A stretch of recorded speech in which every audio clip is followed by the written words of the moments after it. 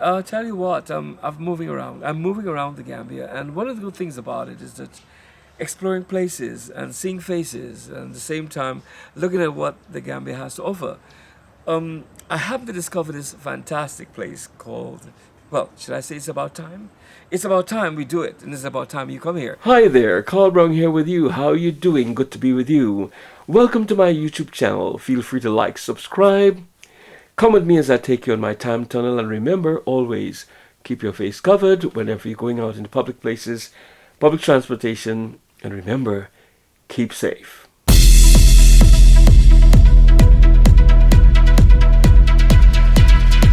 Hi there, Carl Brung here with you. Welcome back to my YouTube channel. Yes, it's my time tunnel, and you know what? We are going to just talk. Let's talk. What's been happening? I'll tell you what I've been doing. I've been spending a lot of time going through the YouTube channels, looking at various presenters, and I'm learning. It's a whole experience out there. It's amazing what you can learn if you really spend time looking for a subject, some particular item. It's all there for you. Yes, I've been around, and so much. What a year it has been for us. COVID.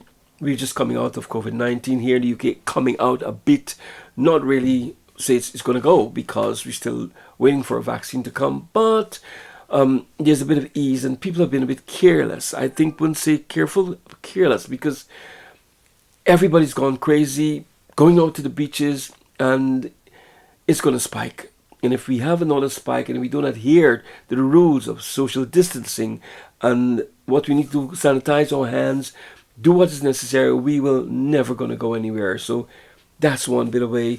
COVID, then we also had Black Lives Matters, and that again was another protest. A ripple effect that went across the world. Yes, it was necessary because this is something I said was waiting to happen, and the heads did not listen because at the end of the day, it's a new generation. It was taking too long. That's my opinion. I can go right back to the early days of the 70s when you had people like Malcolm X, Jesse Jackson, Martin Luther King, Angela Davis, going right back to Sister Rosa Parks.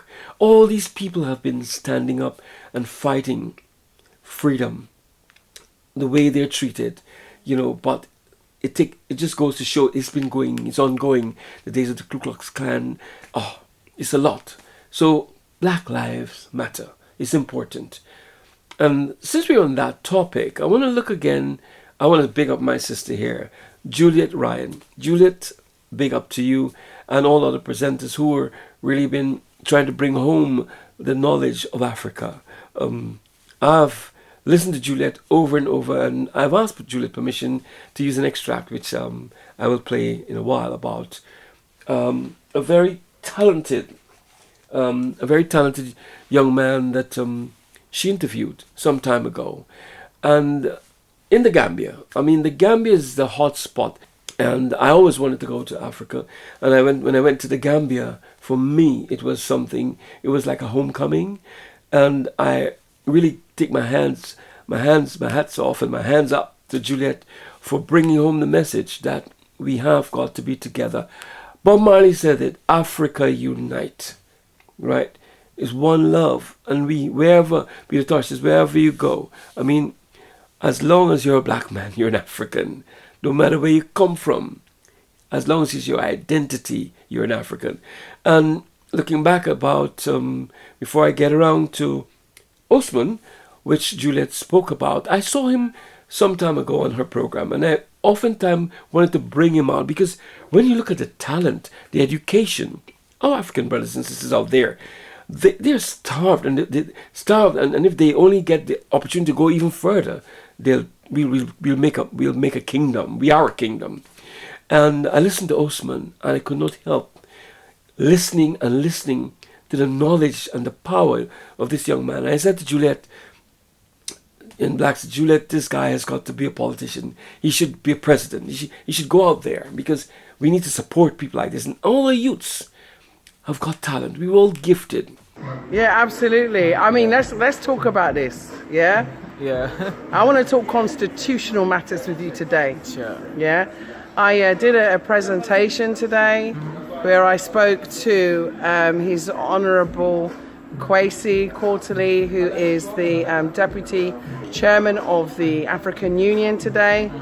And I asked him, what is the AU doing to help us diasporans when we come home, particularly when we come home to live in Africa? And we might be welcomed by our local, continental brothers and sisters, but on a governmental basis, when it comes to our citizenship, we're still treated as aliens, and we have to carry alien cards, and we have to wait 15 years, whereas a white person can come here, and these people represent our colonialists. They represent the people who were responsible for 400 years of slavery.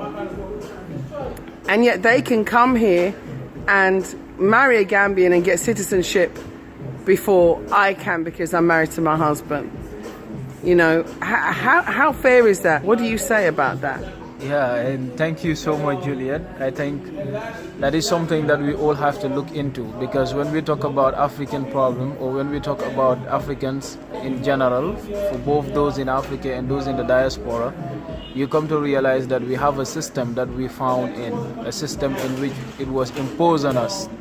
And it is very difficult because outsiders use the disconnection as an opportunity to exploit us, to create that gap between us and that of our brothers and sisters in the diaspora and etc. So I think our government, our organizations, our civil society movements, every individual should be involved in making sure that we have those legal grounds where we can change a lot in our constitutional laws, making sure that we can give individuals who are ready to come and stay with us in Africa to have citizenship, no matter what part of Africa they want to belong to, and then we accept them as brothers, because the society is already doing that.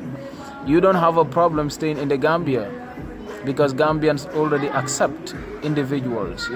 We are very open to that. So this is a matter of a system, and once we look into that system, we will be able to make all those changes. And I think all our governments should be working toward those lines in the near future. They should not even hesitate to do that.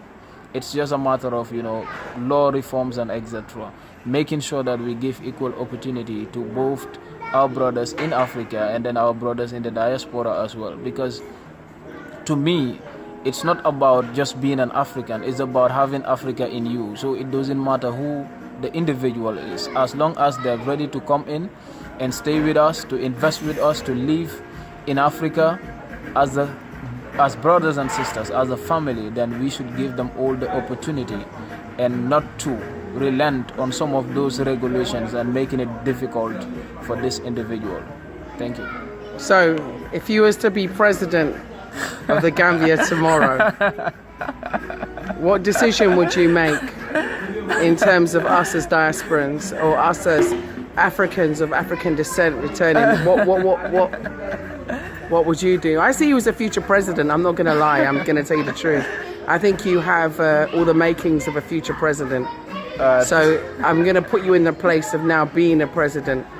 And I've come to you and I've said, I come from the diaspora. I've invested here. I built a house here. My son goes to school here. We have business here. We're promoting the Gambia here. And we go to the State House. We give our proposal. We ask for an audience with you, to the chief protocol. We ask to sit down with the vice president. We've done everything. We've exhausted. We've been on the news. Exactly. We've been on the TV. We've been on the front page of the newspapers, the Faraya, you name it, we've done it. What would you do? I'm coming to you now and I'm asking you as a president, not to ignore us. What would you say? What would you do? What changes would you make? I think it would be very simple, and that simply means come home. And as of now, I don't see any agenda of becoming a president as a person.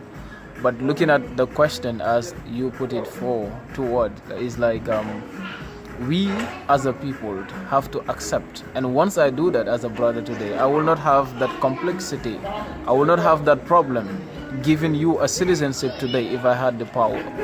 And this is what my brothers and our colleagues, our leaders in the struggle have been saying. We had the last time from PLO Lumumba of Kenya that the problem is that we have those individuals with ideas, they don't have powers, and those with powers don't have the ideas.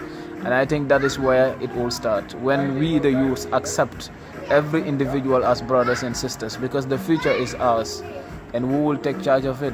Nobody is going to stop that from happening. So it doesn't matter whether it's me. I see myself as a representative of all the youths. So whether me being there or some other person, I think we will all have to make sure that we have all these regulations, all these laws put in place so that we can accept our brothers, both in Africa and in the diaspora. You know, the disconnection is not only about people living in the diaspora, but imagine, I as an African, if I move to another African country, I will have the same problem of citizenship, for instance, because of what this disconnection have been done. And this is what outsiders use as our weakness in order to continue to exploit us. But once we are able to get rid of these bad systems, then therefore we'll be able to set a positive track for the African agenda. Okay, last question and I'm done. Do you think that Africa should repel all colonial laws?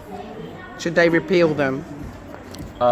You know, there is nothing, that we should hold to as long as colonialism is concerned.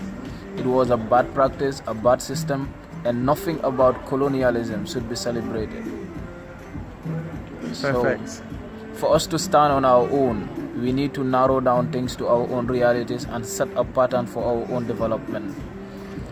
The problem that we have been undergoing, it is because of replica of systems that doesn't work. We try theories that doesn't work. But as long as we are concerned, we get the information, we know the ideas today. The information is out there, everywhere. It's just a matter of reading, making research, you grab them. Africa is not the Africa that it was in colonial period. We have youths who are aware, they've traveled around the world, they know things that are happening. We know that the things that they've been telling us about the Western world, about the outside world doesn't exist. What Africa has is very rich, and that is what real development is all about, because it's not about the structures, it's not about the money, it's about the human. And if you come to Africa, you see that in the individuals, whereby people have that social or that human capital in them. They can socialize, they have a rich culture, they accept one another. That tolerance is what built up a good society and a good civilization, and not necessarily big structures, the big money, and all that it entails. Thank you. Thank you. Okay.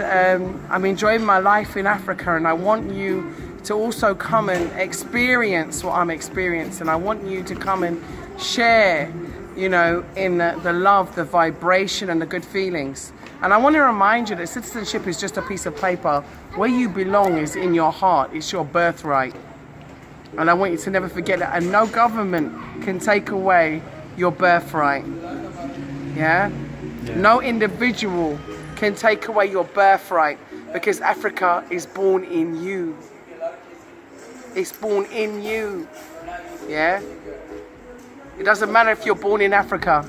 Africa is born in you. So, the fight that we have as an internal conflict within ourselves of self-love and self-hate. And this has been born in us because of years of colonialism, years of enslavement, and years of manipulation by the media, years of misinformation, miseducation, misogyny, years and years of abuse. And this isn't just exclusive to the diaspora. This is also our brothers and sisters on the continent. And we are one people, one people. We are one nation. Don't let them divide us. Yeah? And we know that we love each other. And that's what counts. We might have differing opinions on things, but ultimately let's love each other and let's agree on one thing. United or divided, let's all stand up for Africa. Let's say the best things about Africa. Let's do our best for Africa. And do what we can in every way to make our lives and the lives of those around us better. We owe it to ourselves, we owe it to our grandchildren, we owe it to our great-great-great-grandchildren. We have to stop looking at today but look 100 years ahead, 200 years ahead, 300 years ahead, 500 years ahead. Every other race does. It's time for us to start planning ahead. So Blacksit family, that's me. It's Juliet. When about Gambia, and when I went to the Gambia, a little bit before I go on, I went to the Gambia. For me, it was a homecoming. It was beautiful. It was peaceful. People were warm, friendly. There was love.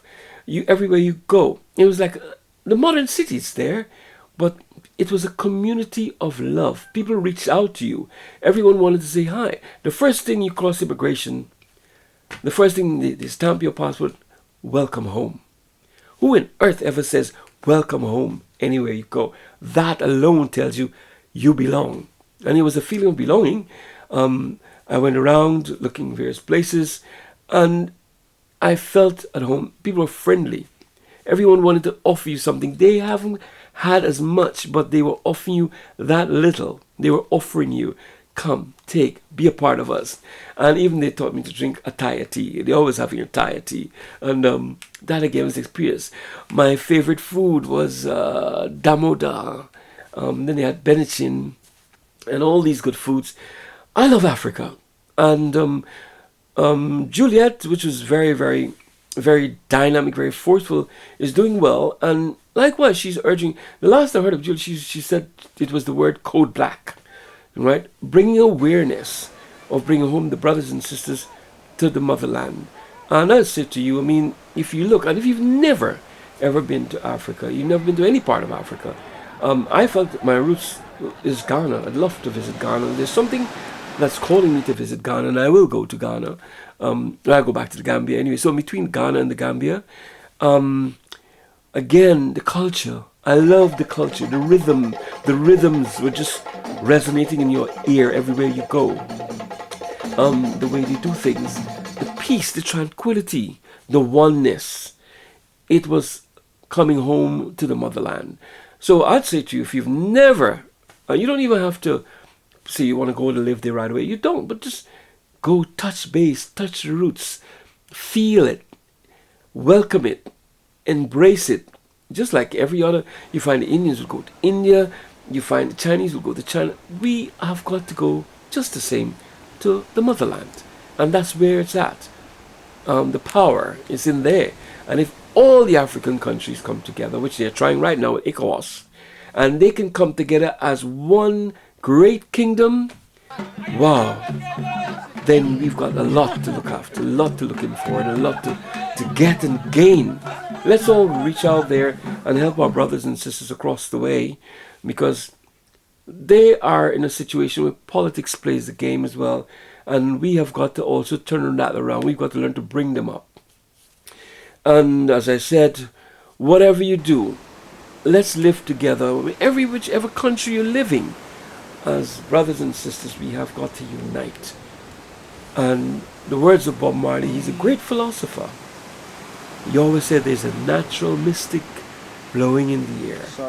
You know, and if you listen carefully, you will hear the message is there. There's a message in the music, and there's a message in love, and there's a message of bringing us together as one. And on that note, I'm going to just say thank you once again. A big thank you to Juliet Ryan, Udimaya, who I've been looking at. And then there's another presenter who is also living in the Gambia, back, I think it is. But all these people out there are reaching to bring the diaspora together, bring us together as one. And thank you, Blacksit, for allowing me to use that clip on Usman. And we look forward. I will be coming to the Gambia again just after this little hiccup finishes. I'm out there to get the sun. I'm out there to get the fresh food. I'm out there to sit and get the fresh air and to enjoy the sea, the naturalness from the ocean. And one of the good things about sitting by the ocean, and you sit in the sea there, and your mind come together. You become one with nature. You can think. You can relate. And your spiritual side of you, it transcends. You come in there and you link. I found that. That's my experience. And if you're a poet, you write poetry. If you're a musician, you hear sounds that you never heard. And there's a place for us, the motherland. We all are one. Remember that. It's one people, one nation, one destiny for Guyana. One people, one nation, one love, I think, for Blacksit family.